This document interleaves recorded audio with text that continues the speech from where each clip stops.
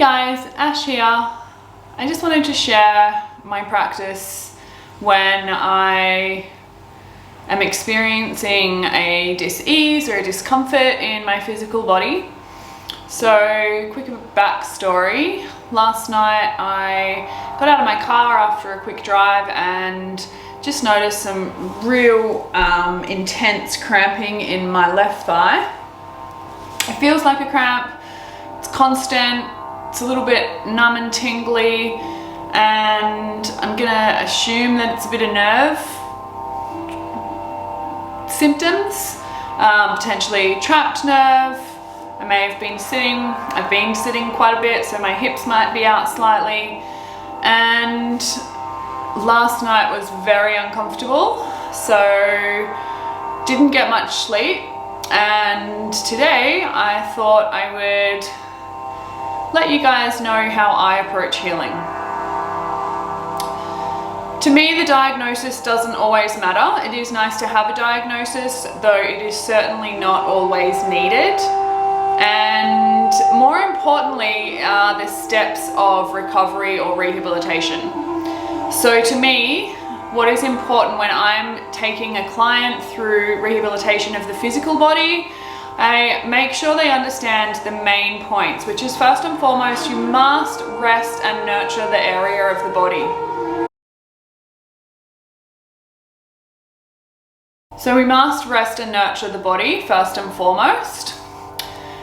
What this might look like is if you've got a shoulder injury or it's just, it's playing up, it's particularly uncomfortable one day, either buy a sling or hold your arm into your body and use your other hand for a period of say 12 to 24 hours. This alone, in the initial phases when you first realize that an area is pulling or twinging or in discomfort, actually acknowledging that discomfort and taking care of that area is the first and most essential step. This is often looked over and why our injuries turn into even worse injuries or potentially even lifelong injuries.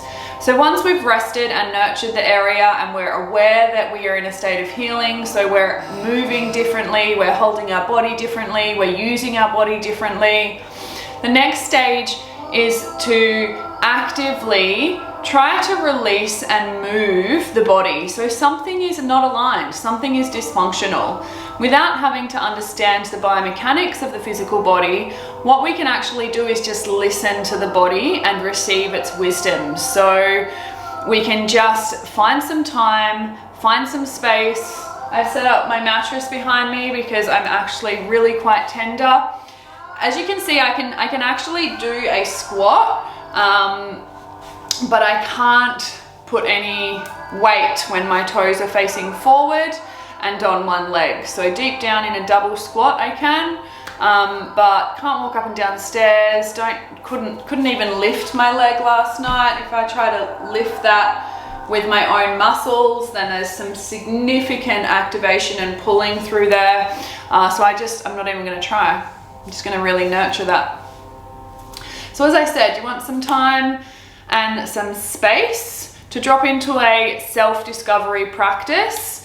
And the goal of this practice is to listen to the body and be guided by what feels good, understanding some basic concepts.